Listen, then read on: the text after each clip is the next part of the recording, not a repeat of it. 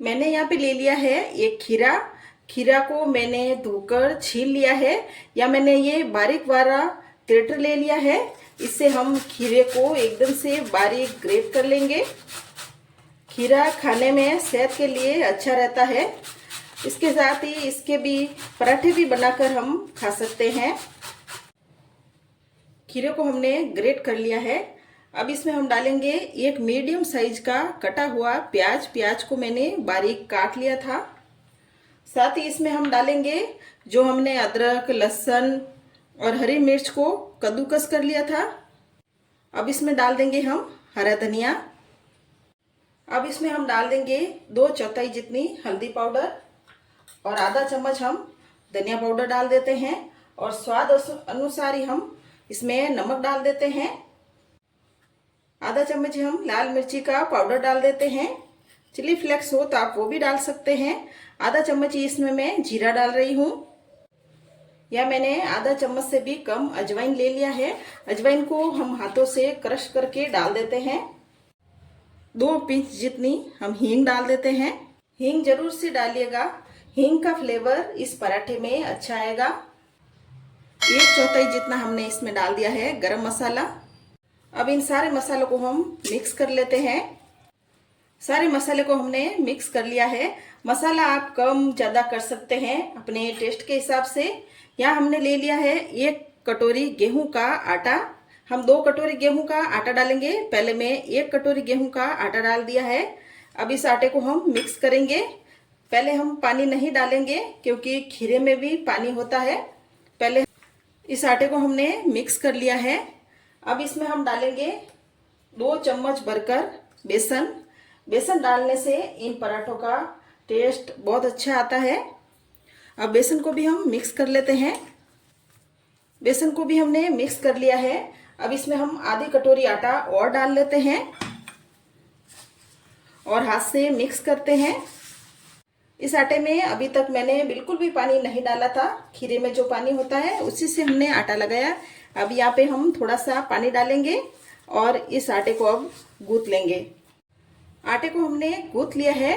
Total इस आटे में 2 चम्मच हमने बेसन डाला है और 1.5 कटोरी हमने गेहूं का आटा डाला है। अब इस आटे को हम ढक्कन लगाकर ज़्यादा नहीं, बस 5 मिनट के लिए रख देते हैं। अब हम आटे को वापस देख लेते हैं। अब इस आटे पर हम डालेंगे घी, या मैं आधा चम्मच जितना घी डाल रही हूँ। आप चाहे तो तेल भी इसमें डाल सकते हैं। घी डालने के बाद हम आटे को अच्छी तरह से 2 से 3 बार ऐसे गूंथ लेंगे, जिससे कि आटा अच्छे से सॉफ्ट हो जाए और जब पराठे बनाए तो वो भी अच्छे बने, फटे वगैरह नहीं। आटे को हमने अच्छे से गूंथ लिया है।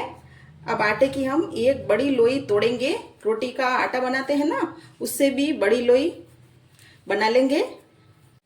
इस आटे की हमने 4 लोई बना ली है। या हम 1 लोई ले लेंगे और 1 लोई पर हम लगाएंगे सूखा आटा दोनों तरफ से। अब इस लोई को हम बेल लेते हैं। एक बड़ी रोटी जितना हम इसको बेलेंगे और बीच बीच में अगर आपके ये चिपके तो इसमें सूखा आटा लगा देना है। इस लोई को हमने इतना बड़ा बेल लिया है। अब इस पर हम लगाएंगे घी। आप चाहे तो इस पर बटर, तेल भी लगा सकते हैं, या मैं इस पर घी लगाऊंगी। और पूरा घी हाथ से फैलाएंगे अच्छी तरह से पूरी जगह में।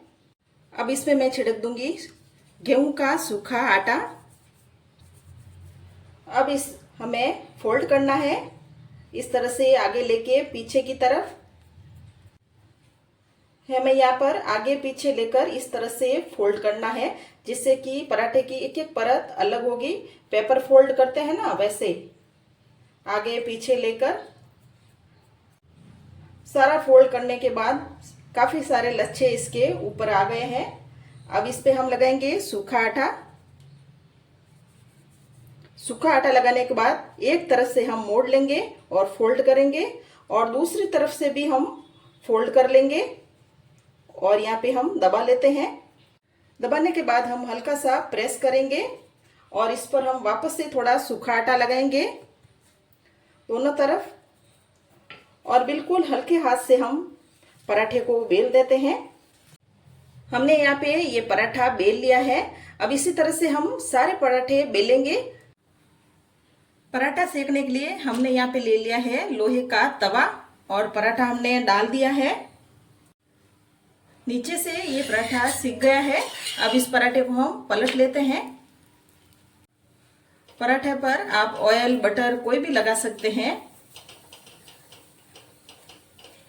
अब इस पराठे को हम वापस से पलट लेते हैं। ये पराठा हल्का हल्का दोनों तरफ से सिक गया है। अब इस तरफ से भी हम ऑयल लगाएंगे और वापस से हम पलट लेते हैं। इन पराठों को हम मीडियम आंच पर सेकेंगे।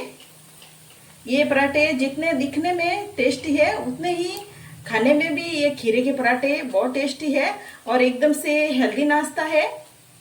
अलट पलट करके इस पराठे को हमने सेक लिया है और देखिए एक एक लहर इस तरह से पराठे की अलग अलग हो रही है। अब इस पराठे को हम निकाल देते हैं। अब हम दूसरा पराठा सेक लेते हैं। इस दूसरे पराठे को भी हमने तेल लगा लिया है और इसको भी हम अलट पलट करके ही सेकेंगे। ये खीरे के पराठे इतने टेस्टी लगते हैं कि अगर आपने इन पराठों को एक बार बना लिया तो इन पराठों को आप बार बार बनाएंगे। यह हमने सारे पराठों को सेक लिया है। अब पराठे को हम इस तरह से फोल्ड करेंगे। एक एक परत लहर पराठे की अलग अलग हो रही है। रेसिपी पसंद आए तो मेरे चैनल को सब्सक्राइब करें और कमेंट करें।